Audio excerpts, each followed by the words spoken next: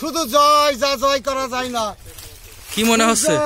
5-5-7-7 দুর্জয়। দুর্জয় আগামীতে হবে তো?